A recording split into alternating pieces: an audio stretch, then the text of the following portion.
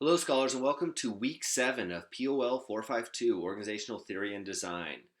Believe it or not, we are already here at Week 7, and for many of you op students, you realize that Week 7 more or less means we're at Week 8 because of the condensed time frames in Week 8. A lot of times, Week 8 is nothing more than an extension of Week 7. So, what we have this week is we're going to review what we need to accomplish in Week 7 and focus on those critical assignments and those big ticket items, final exams and such that we have just around the corner with some early delivery dates in week 8. But to begin with, let's focus on week 7. And we see with our agenda, we have some deliverables and some reading. So as we look into our introduction to week 7, I want you to read through this. And one of the things you're going to find is that it says your critical assignment PowerPoint is due on day 3, Wednesday. That's going to be a little adjustment. I noticed that the schedule was very full in week 7, and with that quick turnaround, and I think that with my schedule, I'll be able to get those graded fairly quick. And that's one of the main reasons we have you turn in assignments early in week 8, is so that us, as your professors, can get those graded because we have time constraints. And with my schedule, I believe I'm going to give you a couple more days to work on your assignments. So there's day 3, but we'll talk a little bit more about that. It also talks about, as you read through, that for preparation for the final exam in week 8, your best resource material are the PowerPoints from week 1 through 7. Go through those, look through those again, and that will be a great asset in preparing you for the final exam. If we look here this week, we do have some readings, chapter 8 of the text, and I've included the Spectre PowerPoint that you should be by this point accustomed to.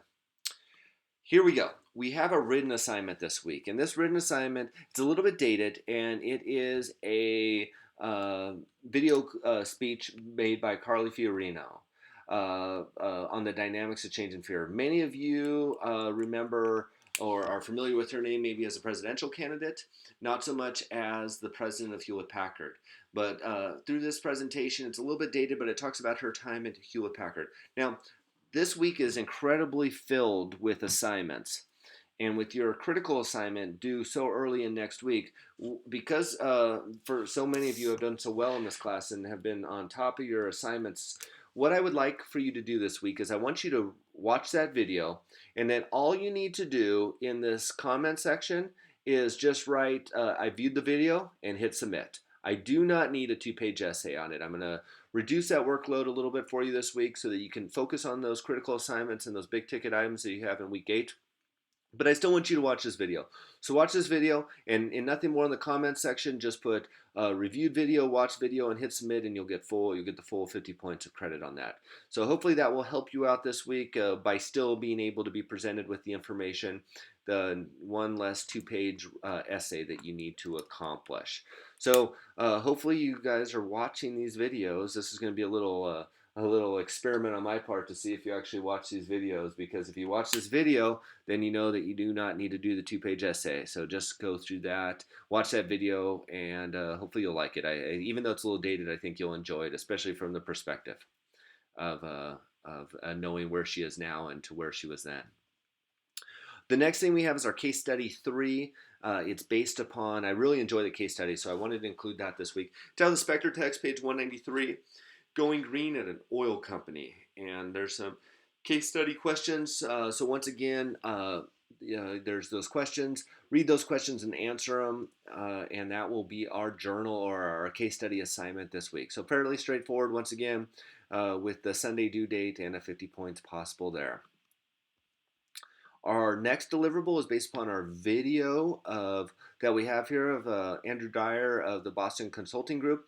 I think it's a really good video on what some of the major corporations are doing, especially with their personal management and their intellectual properties, their human capital. I think it's interesting that coming from the consultant that is referring to some of the top industries, some of the top companies in the country, and how you can see what the top companies are doing, and maybe how it can relate to maybe some of our smaller organizations. So we watch this video, and then that relates directly into our journal number 5. Share some of your thoughts that you agree, and discuss any concepts that you found interesting. but had not thought about before. So just our closing journal entry, or not our closing, but just a journal entry on that reading. And then I have listed here, because I know that um, the critiques for this or the course evaluations are going to be heading your way, like all of your OPS classes, and your opinion is incredibly important to me, incredibly important to the university.